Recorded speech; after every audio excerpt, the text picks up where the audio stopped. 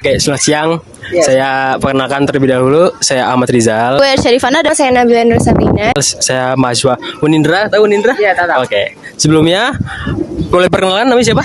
Perkenalkan, nama saya Rasya Arianto. Nama saya Kevin. Saya ingin bertanya nih untuk ke siapa? Ariansyah ya? Rashid. Oh, Rashid, oke. Ceritanya, apa tanggapan kakak nih tentang kasus bullying yang di lingkungan sekolah? Menurut saya sih itu agak malang gitu, kasihan banget orang dibully, tapi ya emang susah juga dihilangin. Kalau menurut saya sih sangat prihatin ya, karena kan bullying itu bukan cuman gimana ya, bahkan sangat mental ya, jadi bisa mengganggu psikologis orang. Dan karena kan yang kita ini sakit bukan cuma di luar aja, tapi kan kalau misalkan bisa mengganggu secara mental, itu kasihan juga. Ya kayak bagi sekolah itu harus tegas untuk orang pembuli, karena bully itu nggak baik. Apa yang kakak lakukan jika melihat ada kasus bullying di sekolah kakak ini? Saya coba ngobrol sih sama pembulinya, kayak kenapa dia ngebully anak itu, dan itu dulu sih palingan. Saya coba cegah biasanya sih. Apa kakak berani untuk melapor ke guru? Berani-berani aja sih. Berarti kakak tidak suka melihat kasus bullying di sekolah ini? Iya. Menurut Anda, apakah merebut hak seseorang dapat disebut dengan bully? Iya, bisa dibilang dibully. Kenapa itu kira-kira? Ya karena bukan hak mereka. Bagaimana Anda menyikapi jika melihat teman Anda yang menjadi korban bully?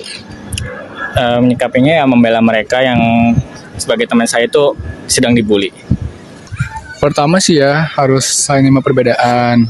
Terus juga kalau berteman itu berteman baik aja, ibaratnya buat apa juga kan, kalau misalkan kita ngebully orang ada untungnya juga.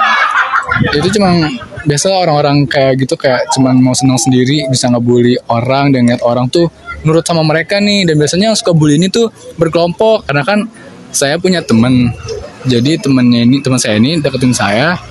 Terus saya kenalan tuh, saya banyak tahu tentang dia dari teman-teman yang lain.